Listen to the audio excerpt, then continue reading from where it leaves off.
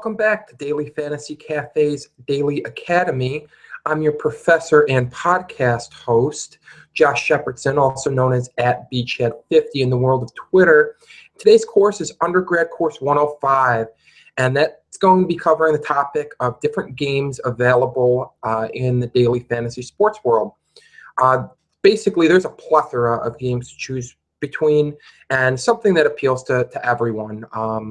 There's just so many different game types that you can play that it's nearly impossible for anyone that enjoys fantasy sports and enjoys sports to not find a game that fits what they're looking for. So if you're a first-time gamer, rejoice. There is something out there for you. In fact, there may be multiple game types that you enjoy, and the best thing to do, get in there, mix it up a little bit, see what you're good at, see what is fun for you, and take it from there. But I'm going to take it from here. I'm going to start by talking head-to-head games. They are as simple as they sound. It is, if you've played season-long fantasy, you understand the concept of head-to-head. You play against one opponent. Same goes for daily. Instead of playing for a week as you would in a season-long league and winning or losing your matchup, you're playing in a single night head-to-head contest, and you're playing against one other person. The goal of this game is to outscore your opponent. You outscore your opponent, you win the prize for that contest. So basically, the goal in these is to outscore the other person. It couldn't get any simpler than that. There's a set buy-in. For instance, could be a $5 buy-in. Both you and your opponent post the $5 buy-in for the contest, and the winner takes home $9 from that contest. $1 going to the rake for whatever daily fantasy provider you're playing for. But the idea is simple. It's beat one person and you're the winner. Lose to the other person and you are the loser, simply put. The idea here is to construct a higher scoring team than one opponent, so you don't need to go crazy trying to shoot for the moon, which you'll understand a little bit more later when I touch on some of the other game types.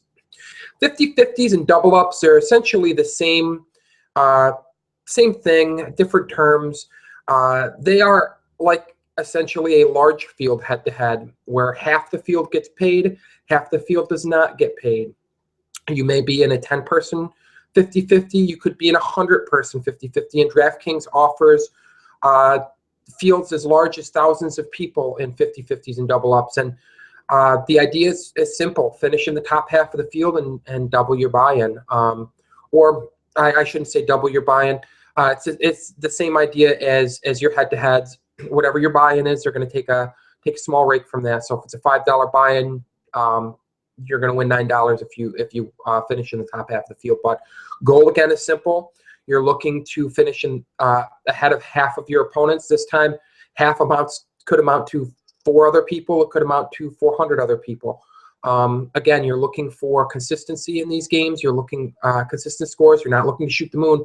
You're just looking to beat half the field. So that's the idea here. All of these games collectively, head-to-heads, 50-50s, and double-ups, are commonly referred to as cash games, and they all fall under the same umbrella. The idea is that they are less volatile than some of the other game types, and 50-50s and double-ups are even less volatile than head-to-heads. The idea being simple. You could run into one really high-scoring head-to-head team and have a fantastic score yourself, and you're going to lose. But you could also run into a really poor-scoring head-to-head team and have a poor team yourself, just not as bad, and win. So there is that advantage or disadvantage, depending on which side the coin you're on, to playing head-to-heads. 50-50s and double-ups kind of smooth out some of that variance because if one person has a monster scoring team, well, you don't have to finish in front of them. You only have to finish in the top half of the field, so that doesn't hurt you as badly. Conversely, though, if you do have a poor scoring team, you're obviously more likely to win in a head-to-head where you could run into someone who also has a poor score.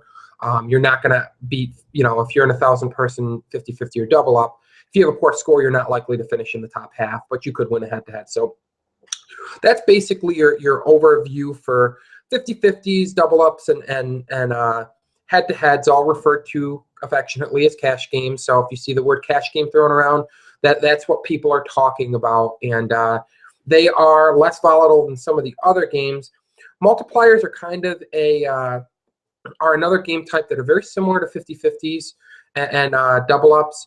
The difference being that they're instead of taking a rake from each individual winner, let's say there's 100 gamers in that, only 40 will win double their money, and they will actually win double their money. So if you are in for $5, instead of winning 9 and forfeiting a rake, if you're in the top 40, you're going to win $10. So multipliers are very similar. I would lump them into the same cash games field, essentially. Using a bigger field example, field size of 5,674 players will pay 2,500 finishers. So basically, a slightly smaller percentage of gamers are winning in these, but you're winning a slightly larger sum of money because you're not forfeiting a rake to the house. So definitely another game to incorporate in playing, especially if you're doing really well in 50-50s and find yourself finishing higher in the top half of the field. Win that extra dollar, a few dollars, depending on the buy-in size, and move up to the multipliers instead. I mean, if there's no sense in forfeiting a little bit of extra money if you're finishing well anyway. So multipliers are another game that I would lump under that cash games field. The next game type we're going to talk about is the one where you see the people basically getting these oversized checks, and the ones that are in the commercials that when for FanDuel and DraftKings, when they say so-and-so won such and such prize, six-figure prize in a contest, they're the guaranteed prize pools. Oftentimes these games have smallish buy-ins but huge prizes for the first handful of finishers. Sometimes, using DraftKings Millionaire Maker as an example, you can buy in for $27.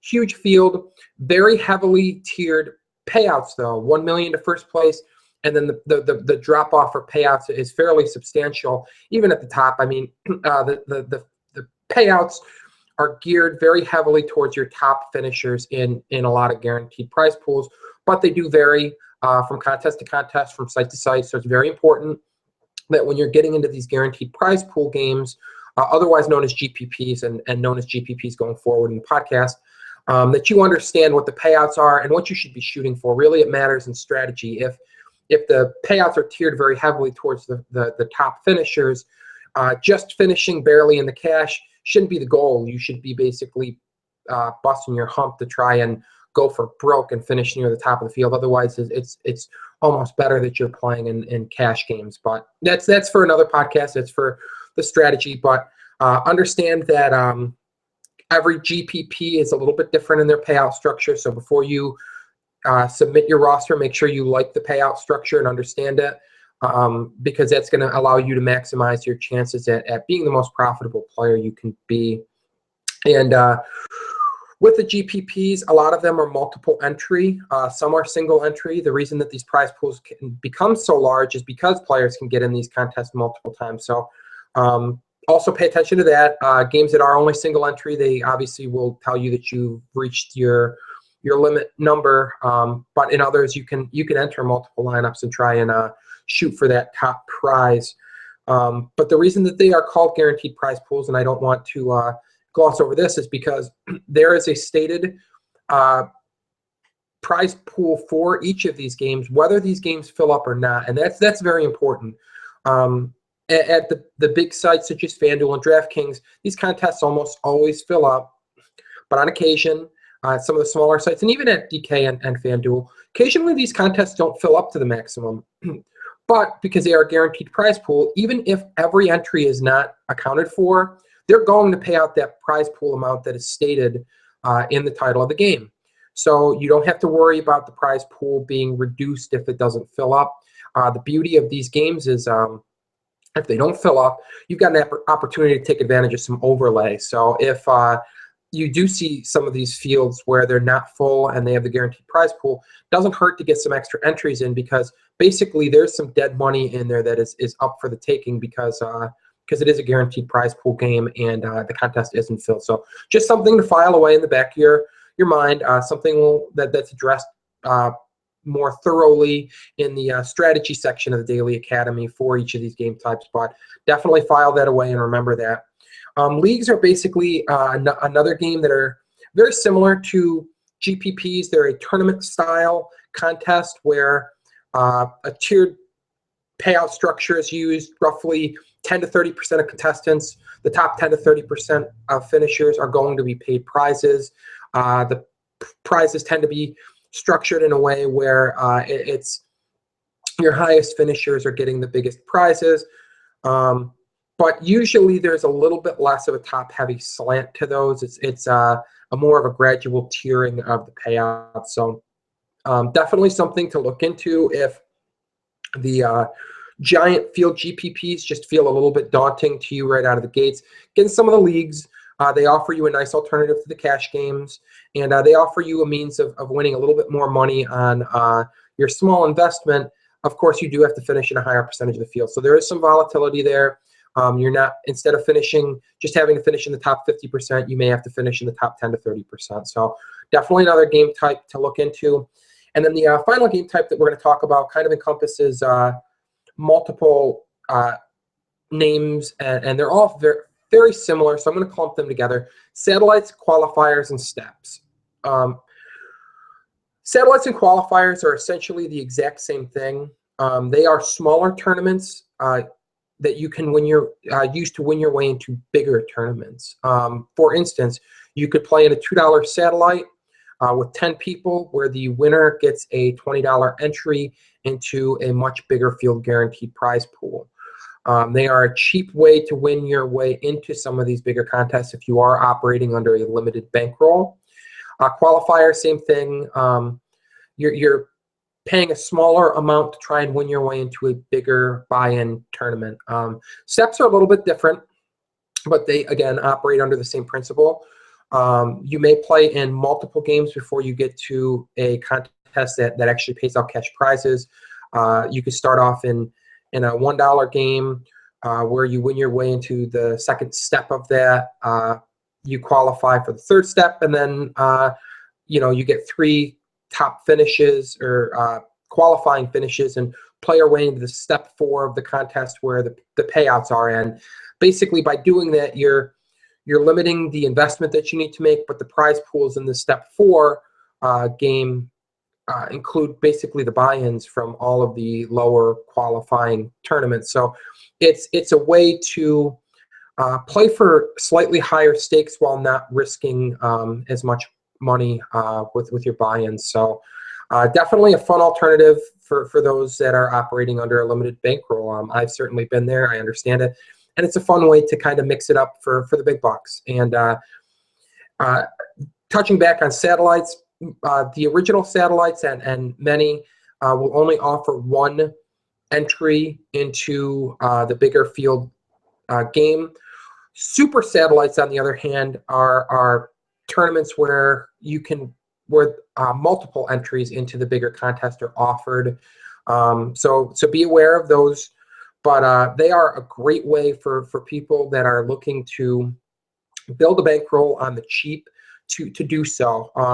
They take some unique strategy, which again we'll touch on in later podcasts in the Daily Academy. But they are a great tool for those looking to try and win some big money, but